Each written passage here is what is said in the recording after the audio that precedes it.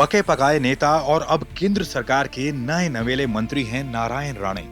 शिवसेना से घूमकर कांग्रेस और फिर बीजेपी आए हैं राणे और अब शिवसेना चीफ पर ही विवादित बयान देकर सुर्खियों में आ गए हैं। बवाल भी ऐसा कि केंद्रीय मंत्री नारायण राणे पर कई मुकदमे दर्ज कराए गए हैं और हिरासत में ले लिया गया है।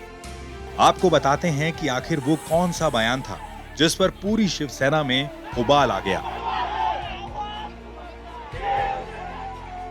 दरअसल सोमवार को नारायण राणे की जुबान सीएम उद्धव ठाकरे पर कुछ ज्यादा ही फिसल गई। राणे ने एक सवाल के जवाब में आपत्तिजनक बयान देते हुए कहा, केवल इस व्यक्ति की वजह से महाराष्ट्र में 1,57,000 लोगों की मौत हुई है। ना ही वैक्सीन है, ना स्टाफ, ना डॉक्टर, कुछ नहीं है। अरे ऐसे कैसे नहीं पता, मैं होता तो उन्हें वहीं थप्पड़ मारता। बस फिर क्या था। सीएम पर नारायण राणे के इस आपत्तिजनक बयान के बाद से ही महाराष्ट्र में शिवसेना आक्रामक रूप से प्रदर्शन कर रही है। नासिक स्थित बीजेपी के दफ्तर पर शिवसेना कार्यकर्ताओं ने पत्थर फेंके। मुंबई में दादर इलाके में शिवसैनिकों ने नारायण राणे के खिलाफ पोस्टर लगाए हैं। पोस्टर में नारायण राणे की तस्वीर के साथ कोम्बडी चोर लिखा हुआ है, जिसका मतलब है मुर्गी चोर। आपकी जानकारी के लिए बता दें कि नारायण राणे महाराष्ट्र के कोंकण से आते हैं और कोंकण में छोटी छोटी आपराधिक घटनाओं में सक्रिय रहने वाले को मुर्गी चोर कहते हैं।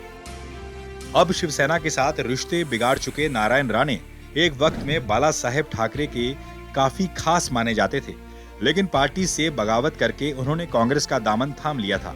उसके बाद से ही बाल ठाकरे और शिवसेना के लोग उन्हें मुर्गी चोर कहकर चिढ़ाते थे। रिपोर्ट्स की माने तो नारायण राणे राजनीति में आने से पहले परिवार का गुजर बसर करने के लिए चिकन शॉप चलाते थे। राणे का राजनीतिक विरोध करने वाले उनके ऊपर आपराधिक इतिहास का भी आरोप लगाते हैं।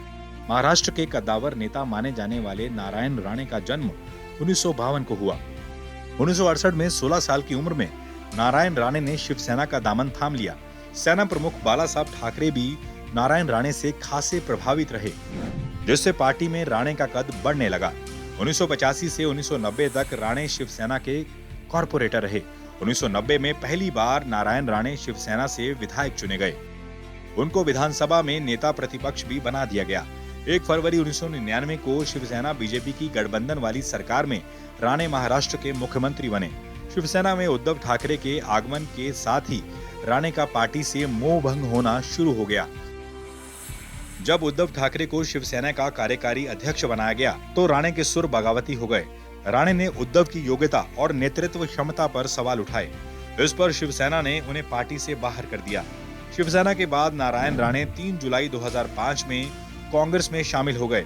फिर नारायण राणे ने अपनी महाराष्ट्र स्वाभिमान पार्टी बनाई। इसके बाद अपनी पार्टी का बीजेपी में विलय कर वो खुद बीजेपी में शामिल हो गए।